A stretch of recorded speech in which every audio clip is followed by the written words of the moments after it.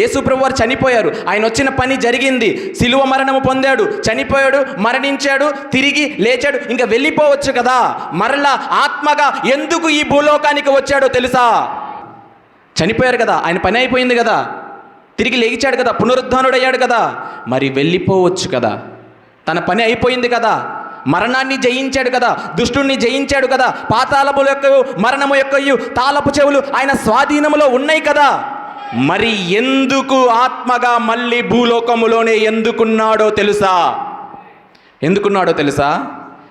ఆయన ఏమంటున్నాడంటే, ఆయన శరీరము వెళ్ళిపోయింది, ఆయన శరీరము లేదు, కానీ ఈ సంఘము ఆయన శరీరము, ఈ సంఘము ఆయన శరీరము, ఈ శరీరములో తన ఆత్మను ఉంచాలని ఆయన ఎక్కడికి వచ్చాడు. ఆమేన్.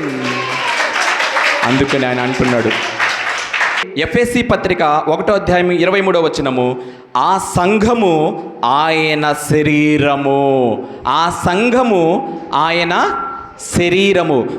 ఇప్పుడు యేసు ప్రభువారు శరీరము, ఆయన శరీరము సిలువ వేయబడింది, చనిపోయాడు, తిరిగి లెగిచారు. కానీ పరిశుద్ధాత్ముడు ఎందుకు వచ్చాడు? పరిశుద్ధాత్ముడు ఈ భూలోకానికి ఎందుకు వచ్చాడు? ఎందుకంటే ఆయన సంఘమును తన శరీరముతో పోల్చాడు.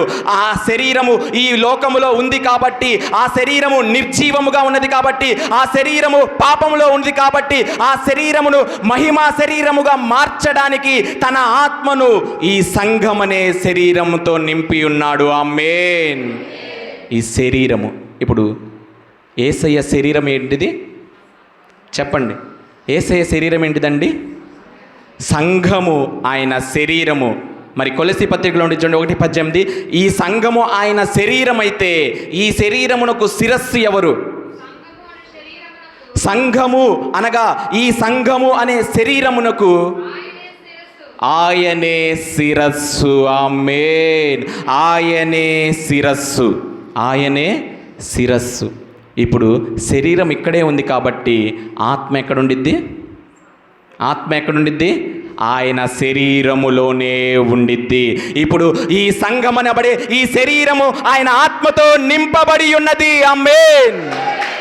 ఆయన ఆత్మతో నింపబడి ఉన్నది.